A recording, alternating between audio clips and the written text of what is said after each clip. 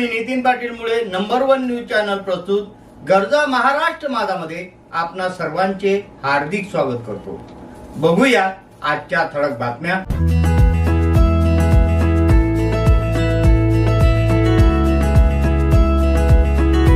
आपल्या चर्चेच्या विषयावर हो मला या बाबाच्या त्या प्रकरणामध्ये एकतर मला ते बोलायचं नव्हतंच, पण या बाबाचा एक व्हीएसआर व्हेंचर पांढऱ्या रंगाच्या विमानाचा एक फोटो सापडला, ज्याच्या समोर हा बाबा उभा आहे आणि उजव्या हाताला पायलट आणि डाव्या हाताला क्रू पायलट उभे दिसतात। बरं, आता हे व्हीएसआर व्हेंचरचं पांढरं विमान आहे, जे पिंकी माळीच्या वडिलांनी स्टेटमेंट दिल्यानंतर सांगितलं की माझी मुलगी पिंकीने जितक्या वेळ दादांसोबत विमान प्रवास केला अलीकडच्या काळात त्यामध्ये ते फक्त ब्लॅक कलरच्याच व्हीएसआरने गेले होते।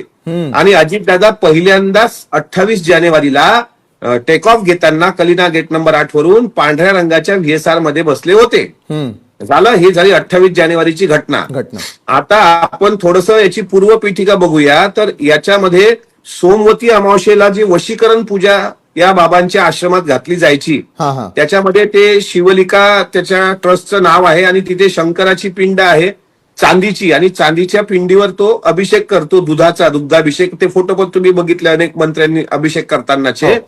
तिथे सोमवती अमावस्येला एक वशीकरण पूजा केली गेली 2 सप्टेंबरला, आणि ती वशीकरण पूजा करताना अनेक लोकांनी आपली करंगळी कापून अभिषेक केल्याची काही चर्चा माझ्या कानावर आली। बरं, आता ती लोक कोण होती, कोण करंगळी कापली, ही झाली 2 सप्टेंबरची घटना। 2 सप्टेंबरच्या घटनेनंतर पुढच्या महिन्यामध्ये म्हणजे सप्टेंबर नंतर ऑक्टोबर, ऑक्टोबर नंतर नोव्हेंबर आणि सप्टेंबरच्या मधात सुद्धा या बाबांच्या आश्रमात एक बैठक झाली, आणि ती झाली 16, 17, 18 नोव्हेंबरच्या संदर्भामध्ये। म्हणजे त्या दिवशी मी जे ट्विट केलंय त्याच्यामध्ये एक दिवस येतो शिवरात्रीचा।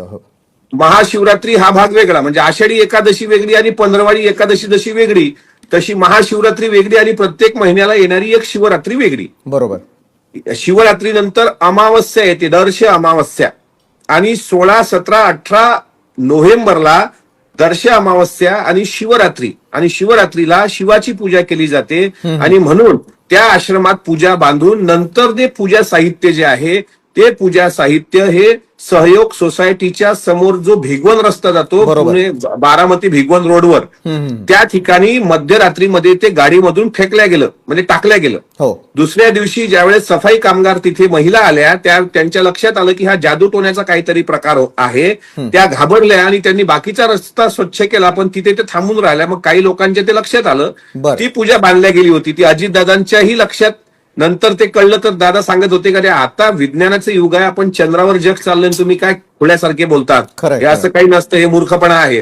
त्याच्यानंतर देवगिरीच्या समोर सुद्धा एक लिंबू भारून असं काहीतरी करण्याचा प्रयत्न, कुंकू लिंबू टाकून करण्याचा प्रयत्न झाल्याचं माझ्या कानावर आहे, पण त्याचे फुटेज माझ्याकडे नाही किंवा फोटो माझ्याकडे नाही। आता हे 16, 17, 18 नोव्हेंबरला ही पूजा होणं सहयोग सोसायटीच्या बाहेर भिगवण रोडला, 2 सप्टेंबरला सोमवती अमावस्येला वशीकरण पूजेमध्ये करंगळी कापून शिवावर रक्ताचा अभिषेक करणं, आणि त्याच्यानंतर मग जो अनिष्टच्या कार्यकर्त्यांच्या जे लक्षात आल्यानंतर त्यांना धमकीचे फोन या बाबाच्या ओएसडी आणि पीएस कडून आलेत की एका पूजा विधीमध्ये कोल्ह्याचे कान सुद्धा मागितले आणि हरिणाची शिंग पण तिथे होती। आणि ह्याच्यानंतर अजितदादांच्या विमानाचा जो तुम्ही 26, 27, 28चा जर तुम्ही प्रवास बघितला तर 26 जानेवारीला अजितदादा पुण्याचे पालकमंत्री ह्या नात्यानं पुण्याला होते, त्यांनी ध्वजारोहण केलं होतं। 27 तारखेला ते मुंबईला आले आणि मुंबईला रात्री 8 वाजता ते निघून पुण्याला जाणार होते, आणि 10 वाजता आराम करून दुसऱ्या दिवशी सकाळी म्हणजे ज्या दिवशी अपघात झाला त्या दिवशी ते बाय रोड बारामतीला जाणार होते। बरोबर, आता त्याच दिवशी कोणीतरी तिथे आलं, कोण आलं माहित नाही, कोणाचा फोन आला मलाही माहित नाही, मला त्यात बोलायचं नाही। त्याबद्दल अधिक रोहित पवार आमदार जे आहेत कर्जत विधानसभा मतदारसंघाचे, त्यांनी सांगितलेलं आहे। आणि दादांना असा सल्ला दिला गेला त्या भोंदू बाबाच्या सांगण्यावरून की तुम्ही आता आज तुम्ही राहू द्या, उद्या सकाळी तुम्ही व्हीएसआर व्हेंचरनी प्रवास करा। आणि व्हीएसआर व्हेंचरच्या पांढऱ्या रंगाच्या विमानात जे दादा कधी बसत नव्हते त्या विमानात 28 जानेवारीला ते बसले, आणि मग पुढं होत्याचं नव्हतं काय झालं हे महाराष्ट्रानं बघितलं. त्याच्यामुळे ह्या सगळ्या संदर्भामध्ये मला शंका आल्यामुळे मी आज मुख्यमंत्र्यांना पत्र लिहिलंय की संशयास्पद अघोरी प्रकार व संभाव्य घातपाताच्या पार्श्वभूमीवर आम्हाला अशी शंका येते की जे अजितदादा पुरोगामी होते, जे अजितदादा कर्मकांड मानत नव्हते, मात्र काही राजकीय नेते ज्यांना अजितदादा नको असं वाटत असेल किंवा काय होतं की नरबळी देताना किंवा एखाद्या हुंडा आपल्या नवरात्रामध्ये पण बरेच आपण प्रकरणं ऐकतो. म्हणजे मी शक्ती कायद्यावर होतो त्यावेळेस सुद्धा वर्धा जिल्ह्यातल्या काही घटना ऐकल्या होत्या की तुम्हाला गुप्तधन भेटेल या लालसेपोटी एखाद्या मुलीचा बळी द्यावा आणि त्यातून अघोरी कृत्य जसं झालं तसं तुम्हाला मंत्रीपद किंवा आणखी काही तुम्हाला मोठं पद पाहिजे असतील तर मग तुम्हाला ही अडचण असू शकते भविष्यामध्ये. त्याच्यामध्ये अशा प्रकारचा सल्ला संबंधित काही लोकांना दिला गेला असेल आणि म्हणून अजितदादांचं विमान जे तिथून टेक ऑफ झालं 28 जानेवारीला त्या विमानाच्या संदर्भात आमचं आता असं स्पष्ट मत आहे की या सगळ्या कॅप्टन अशोक खरात प्रकरणाचा हा धागादोरा म्हणजे दादा विमानात बसणे आणि दादा तिथून निघणे हे सगळ्या गोष्टी जर बघितल्या तर 2 सप्टेंबर 16, 17, 18 नोव्हेंबर आणि 26 जानेवारी ते 31 जानेवारी म्हणून हे 2 सप्टेंबर ते 31 जानेवारीचे या महाराजांचे सीडीआर काढले गेले पाहिजे. हा महाराज कोणाच्या संपर्कात होता, यांनी कोणती पूजा बांधली, यांनी करंगळ्या कोणाच्या कापून घेतल्या, यांनी रक्ताचे अभिषेक कसे करून घेतले आणि वशीकरण पूजा नावाचा जो प्रकार आहे तो प्रकार नेमका काय होता हे या बाबांच्या याच्यातून जर निष्पन्न झालं तपासातून. कारण आता एसआयटी तेजस्विनी सातपुतेंच्या अध्यक्षतेखाली मला वाटते एसआयटीची समिती गठीत केल्या गेलेली आहे, चौकशी होते आहे आणि माननीय मुख्यमंत्र्यांच्या हे लक्षात आलं असेल म्हणून 16 तारखेलाच या बाबाची उचल बांगलीची तयारी झाली होती. कारण इथं राज्य सरकारने सुद्धा उच्चस्तरीय चौकशी अर्थात सीआयडी चौकशी लावलेली आहे. बरोबर. आणि मला असं वाटतं की माझा अंदाज आहे की माननीय मुख्यमंत्र्यांना हे कळतंय की अजितदादाच्या विमान अपघाताचा संबंध या बाबासोबत असा.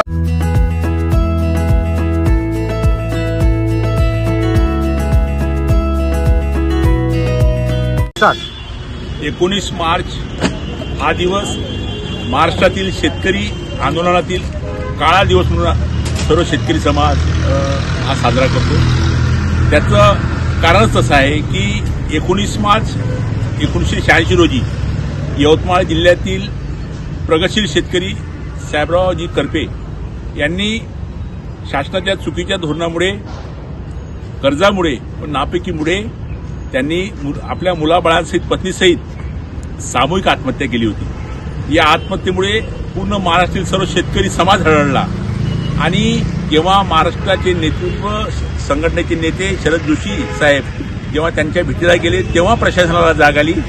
म्हणून तो दिवस आम्ही दरवर्षी 19 मार्चला पूर्ण महाराष्ट्रामध्ये शेतकरी चळवळीचे कार्यकर्ते 19 मार्चला त्या परिवाराला श्रद्धांजली देण्यासाठी आम्ही प्रत्येक तालुक्या ठिकाणी जिल्ह्या ठिकाणी एकत्र होतो. 1986 पासून तब्बल 40 वर्ष झाले आजपर्यंत. या 40 वर्षामध्ये कमीत कमी महाराष्ट्रातल्या 50,000 शेतकऱ्यांनी कर्ज व नापिकीमुळे आणि प्रशासनाच्या चुकीच्या धोरणामुळे आत्महत्या केल्या. ही बाब अत्यंत निंदनीय बाब आहे, निषेधार्थ बाब आहे शासनाच्या प्रती. म्हणजे आज 19 मार्चला आज गुढीपाडव्याचा दिवस आहे. शासन शेतकऱ्यांच्या आत्महत्या रोखण्यात सपशेल अपयशी ठरलेलं आहे. शासनाचं अपयशी धोरण आणि नाकर्तेपणाची गुढी आज आम्ही सर्व शेतकरी समाज अमरावतीला कृषी महर्षी भाऊसाहेब पंजाबराव देशमुखच्या पुतळ्याजवळ अमरावती येथे सर्वजण त्यांची गुढी उभारत आहोत आणि शासनाच्या ही बाब निदर्शन आणून देत आहोत की शेतकरी आत्महत्या रोखण्यासाठी आपण प्रभावी उपाययोजना केली पाहिजे. शेतमालाला भाव दिला पाहिजे. स्वस्त दरामध्ये बियाण्याचं, स्वस्त दरामध्ये खताचं